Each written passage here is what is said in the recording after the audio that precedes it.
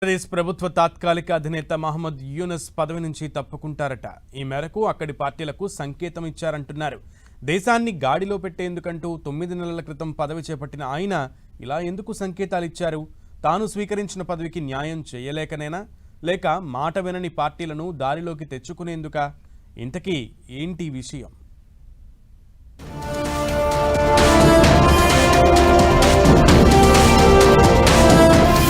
నా వల్ల కాదు, దిగిపోతా.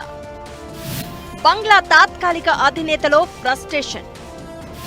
పాక్తో తెగ దోస్తీ కోసం ట్రయల్ చేసి ఇప్పుడిలా ఎందుకు?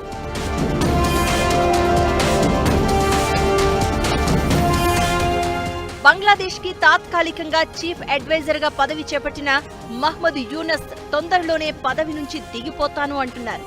ఎంత ప్రయత్నించినా పార్టీల మధ్య ఏకాభిప్రాయం లేకపోవడం, అంతర్జాతీయంగా ముఖ్యంగా భారత్తో సంబంధాల విషయంలో యూనస్ వైఖరి రివర్స్ కావడం దీనికి కారణం కావచ్చని తెలుస్తోంది.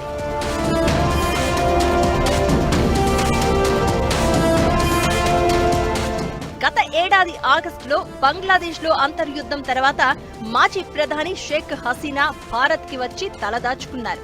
ఆమె వదిలిన పదవి కాకుండా దేశాన్ని గాడిన పెట్టేందుకు తాత్కాలిక ప్రభుత్వాధినేతగా మహ్మద్ యూనస్ బాధ్యతలు చేపట్టారు.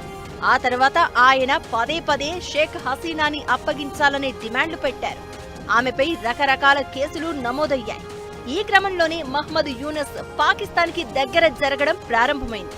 ఆ తర్వాత ఎన్నడూ లేని విధంగా బంగ్లాదేశ్ పోర్టులోకి పాకిస్తాన్ షిప్లు, కార్గోల రవాణా కూడా జరిగింది.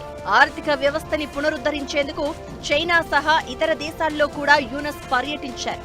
కానీ వాటి ఫలితం మాత్రం శూన్యంగానే తేలుతోంది.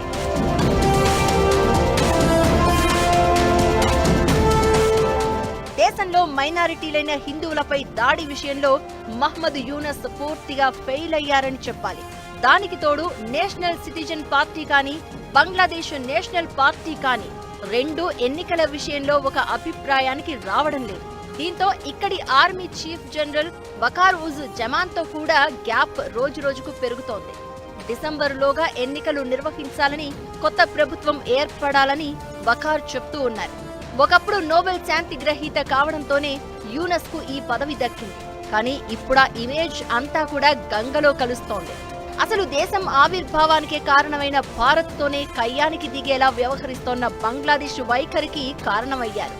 బంగ్లా ఉత్పత్తులపై భారత్ ఇప్పటికే పరోక్షంగా నిషేధం అమలు చేస్తోంది. రెగ్యులర్ గా వాడే రూట్ కాకుండా మరో మార్గంలో వస్తేనే అనుమతిస్తామని తేల్చింది. ఈ పరిణామాలన్నీ కూడా మహ్మద్ యూనస్ కి అసహనం కలిగించడంతోనే రాజీనామాపై ఆలోచిస్తున్నట్లు తెలుస్తోంది. అయితే ప్రస్తుతానికి మాత్రం బంగ్లా నేషనలిస్టిక్ మంత్రులు మాత్రం యూనస్ రాజీనామా చేయరంటూ కవర్ చేస్తున్నారు.